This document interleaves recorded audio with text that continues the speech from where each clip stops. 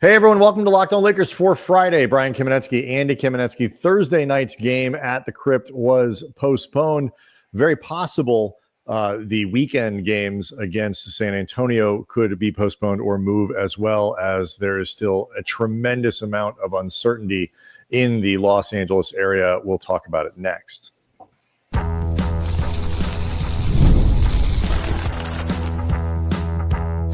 You are Locked On Lakers, your daily Los Angeles Lakers podcast, part of the Locked On Podcast Network, your team every day. Thanks to everybody for making Locked On Lakers your first listen of every day, Monday through Friday, no matter how or where you get your podcasts. Always free, never behind a paywall. Locked On Lakers on YouTube, where you can go hang out with over 27,000 subscribers to the program. Andy, obviously still remains a very, very challenging time in Los Angeles. Thursday night's game, as everybody is certainly aware of now as we record on a Thursday, was postponed. The game against Charlotte at the Crypt. I would not be surprised. The next time the Lakers play is Sunday, and then again the following Monday. Saturday, thank you. Again, then the following Monday.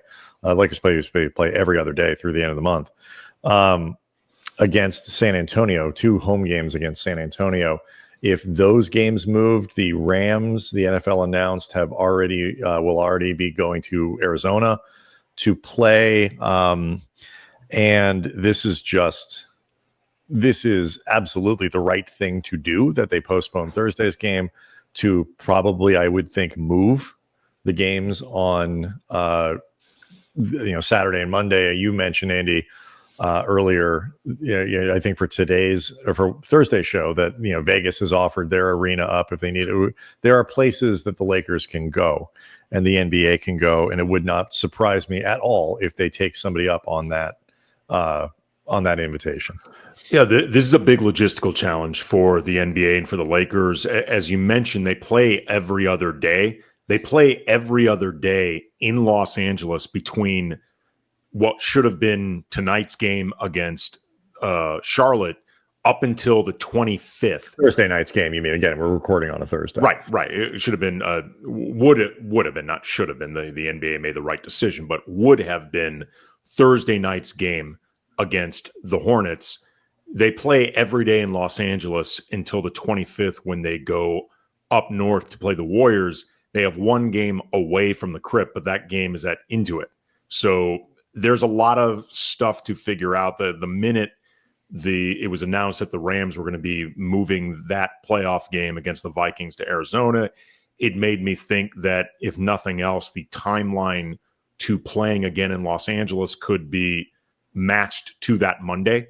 So I would expect a lot of fluidity with this moving forward. I don't know how much wiggle room there is to perhaps have to move some of these games later in the month, where unfortunately the Lakers would have to play a back-to-back or something like that. But you're left with very imperfect options, and obviously this is one of those situations where it matters, but it's also a very first world problem. Correct. And the NBA, I guess, catches a little bit of a break that the Lakers, and then for that one game, the Clippers, that it is a sustained home stretch where it's not like sort of all over the place. And you're like, theoretically, if there was a place that could accommodate the Lakers and these dates, or shifting dates a little bit, and the other teams can make those dates and whatever, like you could play those games. And I have not looked at schedules, but like in Palm Springs, you could, like, there are places that perhaps could accommodate, and you have a block of dates that where the team wasn't supposed to go anywhere anyway. So maybe that can help the NBA. But I mean, there are 2 parts of this in my mind that are important. The first one is, and this is the one I think that gets the most attention, and I think it's 100% legitimate. And I have to say, and I'm not talking about most people get it, and most people can understand, like you say, Andy, first world issues and all that. But like this affects the organization and the people in the organization, because those people live in this community. And I'm telling you, if you do not live in Los Angeles, it's almost impossible to find someone who is not in one way, shape, or form impacted, knows someone who is impacted, is housing someone is leaving. So like, that has to deal with figuring out school closures with their kids. We're like, there's so much going on in here. We've learned that, a lot of athletes do live up in that area, in the Pacific Palisades area, or as we're learning now, fire spreading into like West Hills and towards Calabasas and other places like that, where again, a lot of families live. You don't know if you're going to get an evacuation notice. JJ Redick's family, we learned on Thursday, the house that they are living in burned to the ground. So they don't have a house right now. That is enormously stressful for Redick. And I've seen some reaction of, these people are rich, they're bad, they play basketball, everybody else, other people have to go to work or whatever. No, that's not how this sort of thing should be prioritized. We have to remember that there are people here, first and foremost, that play these games, that go to the arenas to work at these games so that you as a fan can watch. You got to get the personnel there, whoever, who attend, to work at these games. There's a lot that goes into it. And if you're not in LA, it may be hard to understand the sort of the scope of what's happening here. And so that half of it, we can talk about the other half in a second, I think is enough to say we can't play until we can play. Let's just say you wanted to be completely hard-hearted about this and just say, rich athletes, suck it up, get to work. I want to stress, like Brian, that is not the mindset I would recommend taking at all. And I don't think most people do, although we saw a couple people in our comment section. I would say it's 95.5, 96.4, but the 4%, let me tell you, you come off like the a-hole that you are. But let's just say, for the sake of argument, that you want to take on that mindset. It is because other people have to go to work, and that is true. Not all work creates the logistical needs and the logistical problems of a basketball game that holds 18,000 people, plus all the employees, plus the police presence, plus all of the different things that are required to put on that game, as opposed to you showing up at your office. And look, for everybody showing up at their office in LA, I don't blame you if your minds are somewhere else too. Like, I have empathy for that as well. We should all, as I talked about during Thursday's show, we should all have empathy for everyone in this city over this. But showing up to your job is not the logistical issue that putting on a Lakers Hornets game is, even if all of us are dealing with the same mental anguish right now and the same emotional anguish. They're not the same jobs. It's not. And it is, you talk about the logistics. It is unsafe in this situation to put people in a place where definitionally you're going to need a police presence in case something happens. You need to have first responders available in case something happens, whatever, at a time when those resources are far more needed in other places, where, yes, I know there are people who are still going to be patrolling downtown and are responsible for that. And there are ambulances down there, but you need to be able to take resources where they need to be. God forbid there was some kind of fire incident downtown or whatever, and you have to pull what do you do? And so it is unsafe. It is unwise to stage events where you're going to take, certainly on Monday night, the Rams game, again, already moving to Arizona, 65, 70,000 people and put them in one place. It's just a terrible idea. And sports, which I understandably can be a distraction, a unifier, all these other things, it's part of the reason we're still doing the show. They still have to take a back seat to real life. So we'll see what happens. We'll, obviously keep people updated for what's happening on Saturday. I would love to see the NBA figure out a way to try to reschedule these games. I am sure they are trying to find a place where the Lakers can go and stay for however long it needs to be so that these games can be played.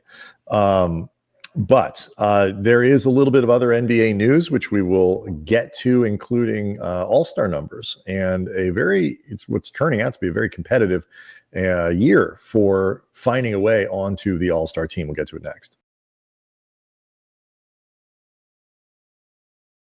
Locked On Lakers is brought to you by TurboTax. Are you tired of worrying about your taxes? That's why the Beatles wrote the song Taxman, because they knew it would strike a very stressful chord with people.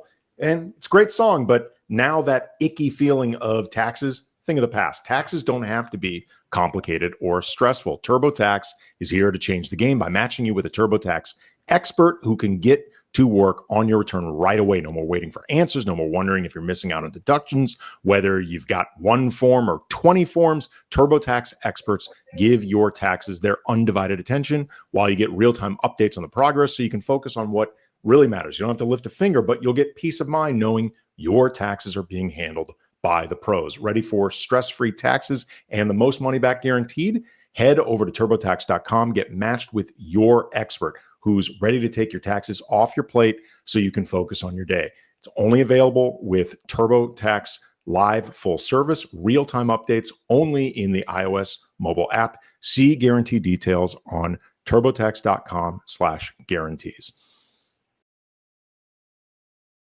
All right. So quick reminder to folks, Locked On Lakers, the newsletter, you can get it sent to you on a daily basis. You go to lockedondaily.com, sign up for the newsletter of Locked On Lakers, and doing us a favor, and you get some really good content every day. So we certainly appreciate that. The cluster bleep that is the Western Conference, Andy, is kind of crystallized to me by the new round of all-star voting and trying to figure out who the heck's going to get on this team. So there's fan voting, and then there's coaches selections, and the media has a role here. So just to go back over the rules, this from ESPN, 5 players from each conference will be honored as starters and will be voted by fans, which half the vote. Current NBA players, 25% of the vote, and a media panel, which is another 25% of the vote. NBA head coaches will select 7 players as reserves in each conference. So 24 players total, 12 from each conference, and then they'll be chopped up into 3 teams of 8, but that is neither here nor there. LeBron James is currently 3rd in voting, fan voting. Anthony Davis is 5th.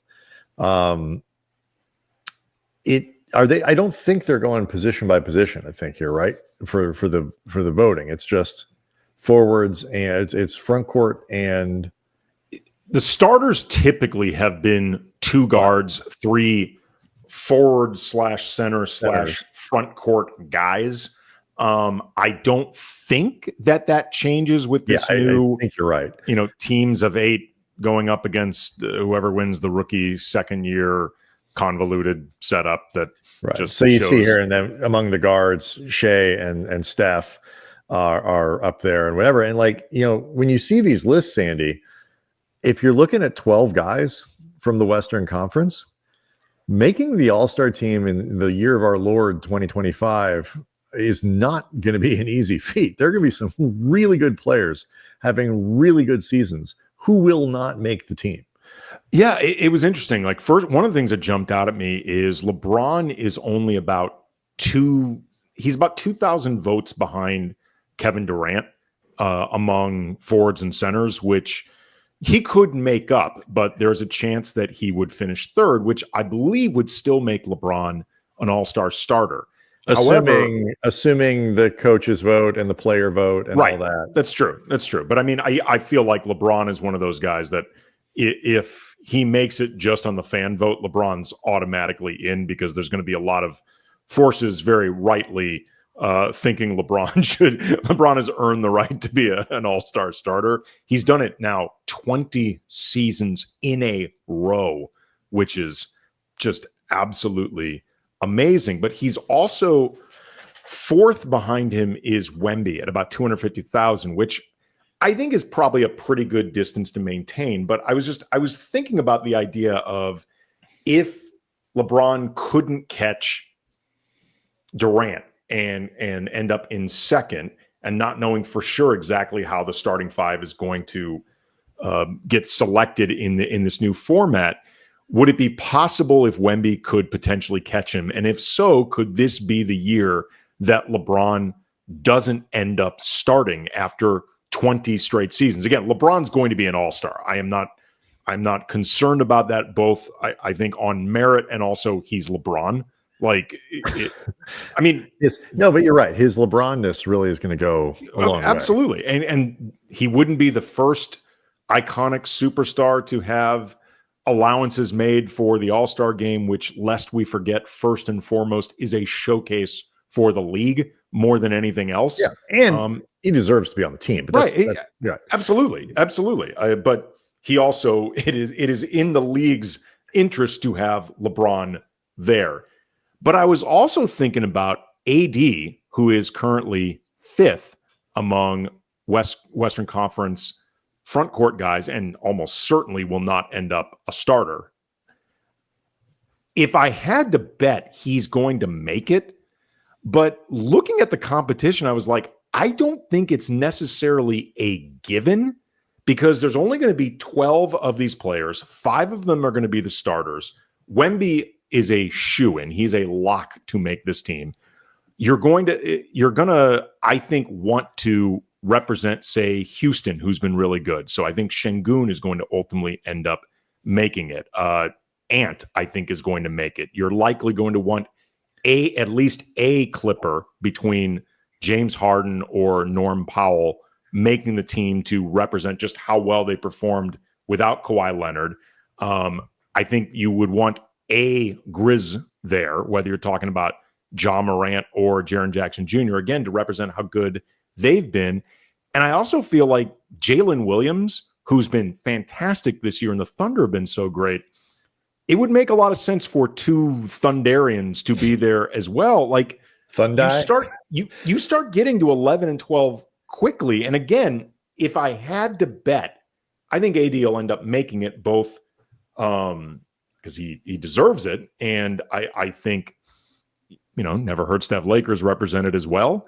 But it's just crazy to think that with the season AD is having this year, that he wouldn't feel necessarily like an absolute stone cold lock to me, which is less about AD and more just about, man, the West is tough. It is. I agree with you. I don't know if I don't think I buy the logic of, like, it's also De'Aaron Fox could end up making it too. He's been really good. Yes, but Sacramento's been disappointing, and it's Sacramento. Nobody's going to care if a Sacramento King makes the All-Star Who knows game. if he's a King by then, though? That's true. What if he's a Laker? Then he makes it. I don't think I really 100% buy the notion of forcing somebody like Şengün, because I think Davis has overall been better than Şengün. I don't see that as a terribly controversial statement, even having not watched every Houston game like I've watched every Laker game. He's been better. And while the Rockets are a surprise, I think a fun surprise, a good surprise, and all that, I don't think they are so like a big thing that you got to take, that you're going to have to put. I don't know about that. You are going to leave Anthony Davis off the All-Star team in a year where he's probably been better than the guy you're putting on, just so you can make sure that a member of the Houston Rockets on the team. Well, I do not think that will happen. Okay, I want to make it clear. In talking about these possibilities, I'm not saying that you should be looking to represent all of these different teams. Like I don't want a lesser version of what, I don't know if it still happens with the baseball. Every team is still represented. Which I think is just absolutely. Well, you can't do that. You can't do that when you only have 12 players. Right. But I'm saying like the same type of concept. I'm not saying that it should happen. I'm saying I think it often does. And if it often does, that could clear a path for someone like Şengün, who has been really good. He's been great. I'm not saying he hasn't been good or all-star worthy or that. Right. And I think he could make the team. This is not me saying he should make it ahead of AD. I agree with you. I think AD's been better. I'm just talking about scenarios that I don't think are completely out of pocket. Right. So I got a couple more things I think about this that are relevant, and I think will ultimately end up with, Anthony Davis is going to make the All-Star team. We'll get to it next. Locked On Lakers is brought to you by Rocket Money. Did Rocket Money help you find subscriptions you forgot about or paying for twice? It's worked for me. I've had subscriptions. I'm like, wait, I don't even remember signing up for that, much less I've still been paying for it. Like, stop. And it's like having a personal assistant for your finances. It's a personal finance app, Rocket Money, that helps you not just find unwanted subscriptions, but monitors your spending. It can lower your bills. It can help you cancel the stuff that you don't want. And Rocket Money, over 5 million users, they've saved a total of $500 million in canceled subscriptions, saving members up to $740 a year when you use all of the app's premium features. They've got goals, like a feature goals, which helps you set money aside, things like that for the future. So you're not necessarily stressing about your budget for every single month. Cancel your unwanted subscriptions and reach your financial goals faster with Rocket Money. Go to rocketmoney.com/lockedon today. That's rocketmoney.com/lockedon, rocketmoney.com/lockedon. So I think where you're right, Andy, is that this does happen a lot where the league says, like, look, man, this team is really good. We got to figure out a way to get X, Y, and Z on the team because, they're look at that record. And I think in Cleveland, like there's a movement in Cleveland right now to get 4 All-Stars on the team. I'm old enough to remember when there were 4 Hawks on an All-Star team. Yeah, so it was the East, but still, people are looking. Mitchell's obviously going to make the team, and but also Mobley and Garland, and Allen. But just everybody, and that you get a little more wiggle room in the East, certainly for that this year. A guy like Paolo Banchero, for example, who would be a shoo-in given how he's played, may not have played enough. Same with Franz Wagner. There's a lot more space on the Eastern Conference to get there. The West doesn't have that. But a couple things that I think won't happen in this case is like the first being that tends to happen to get guys on the Celtics into the game as opposed to guys on the Thunder. And so like somebody like Jalen Williams, who I do think has played at an All-Star. Oh, I think he's going to make it. I think he will. I think he could get there. Best team in the NBA, arguably the best team in the NBA. And you're still talking about 2 guys because there's not a third guy that you'd pull from the Thunder. I think John Morant, for example, in most years would be somebody you would naturally want to put on the All-Star team. He's back in action again on Thursday, but I think this is his 21st game of the season. Mm-hmm. He has been in and out of the lineup a ton over the course of the year, so he's missed like half the games. I think that might keep him out in a year where you have a very natural person in Jaren Jackson Jr. to stick in there. So like if they were bigger teams in bigger markets, like I think you could do like the making sure a player from each one of these teams gets their thing.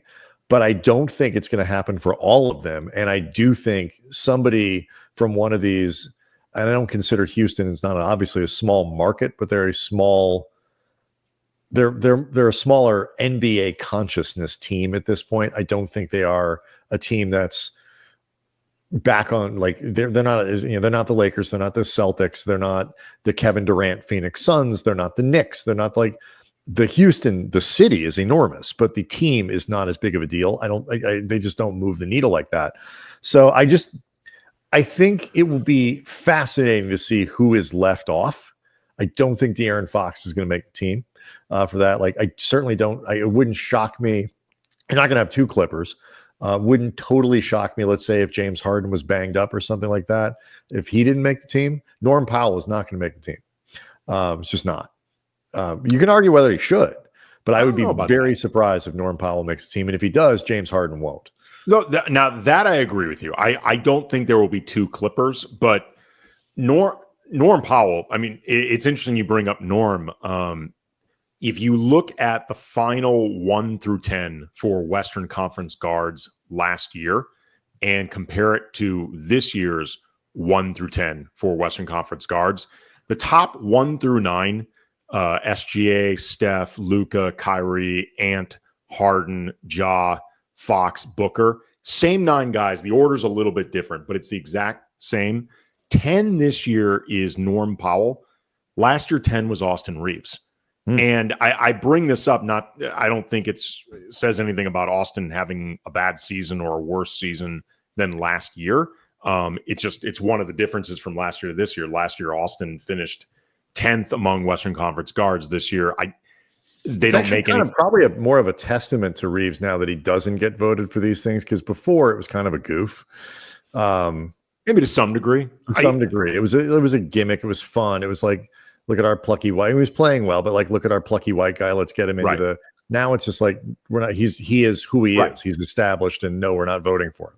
Right. And again, I don't think this is as much a knock on Austin or really one at all, as much as it is like, no, really, people are noticing Norm Powell is having an incredible season. I mean, he has been really, really good this year. But the idea that Norm Powell is I think legitimately in the running for this, even as a dark horse, speaks to, again, just how not just tough to make the All-Star game, because at the end of the day, who cares? But just how tough the West is. Like the West is just tough, man. Devin Booker isn't going to likely make it. Yeah, I mean, I haven't even mentioned him, but like I don't think he will.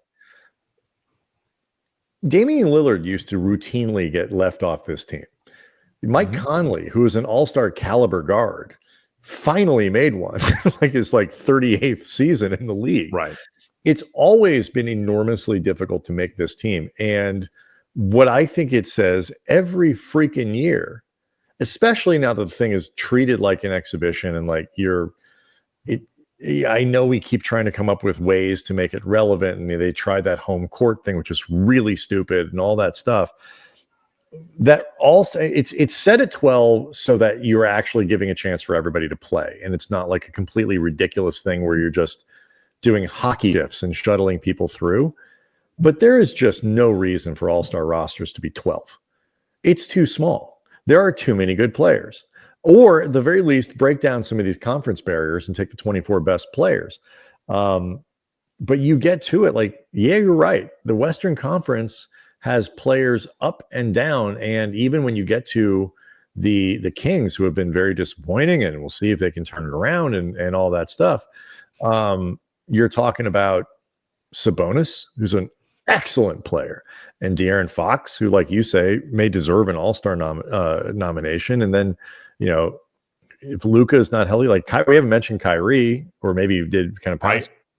I mentioned that he's one of the 9. I think Kyrie's made a really strong case to be in it this year. Kyrie's been great. I would put Kyrie in there just on merit, even games versus not games before Ja. I think he's been better. Kyrie's been very good. Even when you get to the non-playoff teams, like Lauri Markkanen is an excellent player, and the Pelicans have completely fallen apart. But like, let's pretend Zion. We live in a world where Zion is healthy. Like Zion Williamson's there, and CJ McCollum is there. Like there are just good players up and down this conference, and the depth is tremendous. And that is why games like Tuesday are so annoying for the Lakers, where you screw up a game that you really needed to win. Last thing too about this, because you had mentioned before, like the idea of the type of teams that can gin up, shall we say, motivation behind the scenes to make sure a player represents that team versus markets not big enough that you wouldn't care. You were talking about this in the case of Alperen Şengün.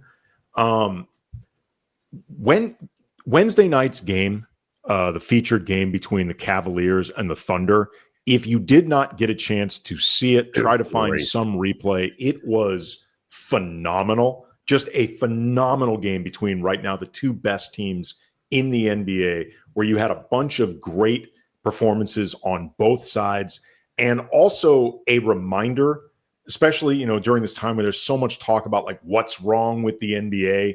And also too, like, what does the NBA do once, the OGs that are LeBron, KD, and Steph are gone, they're all in their career twilights. That game is an example of why you can market this if you just put your mind towards it. And especially in 2025, at a time when all of these players have their own podcasts anyway, like social media creates avenues. Fans have the NBA packages, highlights are everywhere. And, 10, 12 years ago, KD managed to be a star in Oklahoma City. Like, Damian Lillard was a huge star in Portland. Like, the idea of market size still dictating the way you would treat this stuff, if that really is a thing, I think it speaks to one of the issues that the league is actually having. Like, there's conversations about the games that they don't put on national TV, the games that they don't flex, the games that they have on national TV instead, just because of market size or, legacy franchise or whatever. Mm-hmm. If you can't market as a league what went on last night between the Cavaliers and Thunder, you're the problem, straight up. Yeah, and some of it is you need guys who kind of want to do that thing. Like, Nikola Jokic is the best player in the NBA, and he's just not interested in being, the quote unquote face of the league. He doesn't care. It's not what he wants to do. And so like that plays a role, that matters. But you also have situations where, you've got to kind of, I think the league was really prepared to make Ant a centerpiece. And the fact that the Wolves have underperformed so much has made that harder. It just hasn't been, Ant hasn't been the story I think the league was kind of ready for him to do. But you're right. It's like, you need to get creative on how you get people to care. Like, okay, the Cleveland, oh, wait a minute, the Cleveland Cavaliers are a real thing now. And, the Oklahoma City Thunder are a real thing now. And the Thunder shouldn't have caught anybody by surprise, but I think the Cavs probably did. And the Rockets did. And now you got to find, well, who's the guy? Is it Green that we get out there and talk about? Is it not like, LeBron is knew from the beginning, like this, I'm going to be this guy. Like, he was preparing for this from the moment he walked in the league, and is still LeBron James, in my opinion, the greatest player ever played the game, whatever. But Anthony Davis, it's not that he's comfortable. Like, Anthony Davis is, if he played in a different city, wouldn't be the kind of person who has that sort of magnetic thing. Kevin Durant has that sort of magnetic thing. And so, AD, it's a lot of the reflected Lakerness of it all. And then you say, okay, is Anthony Davis. So it's just hard. And, the media, sports media market is so fractured that unless you are the NFL, everyone struggles with this. And by the way, the NBA has struggled with this for years. There have been, I remember articles in the 90s and in the 2000s and the 2010s all about, well, the NBA is losing ratings and where are the ratings and all that. And, and it's just really hard. But I think ultimately AD gets on the team. I think he will too.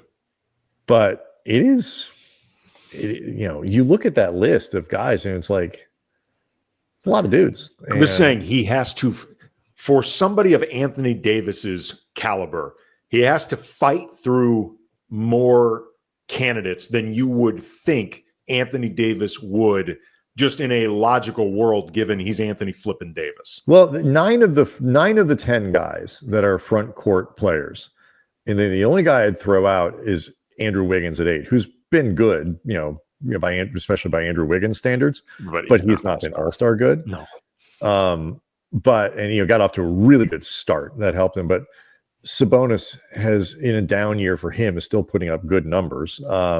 Jackson has been fantastic in Memphis. Williams, like you say, has been fantastic in needs to be on the OKC, team. Especially given that Chet's been hurt so much. He needs to be there. Davis has been dominant at times. Wemby is Wemby. LeBron is LeBron. Durant is Durant. Right. Jokic is Jokic. That's 9 of the 10 guys where you wouldn't look at it. If Domantas Sabonis in a normal year, if you just follow basketball, you're just like, okay, yeah, it's Domantas Sabonis. And that's before you get to the guards. Yeah, and you haven't put a single guard on the team yet. Yeah. So we'll see. Anyway, we will keep everybody as updated as we can about what's happening with the Lakers this weekend and into next week. Obviously, continuing to send thoughts to and whatever support we can offer to anybody and everybody in Los Angeles. I would say who is affected by this. It's really just a matter of people more deeply affected than others. Please do try to find opportunities, look for reputable sources and reputable places. If you can donate goods, if you can donate time, if you can donate gift cards, if whatever it is you can do to help out a neighbor, whether they are literally in your community or a couple neighborhoods over, do what you can. And we will see everyone next time.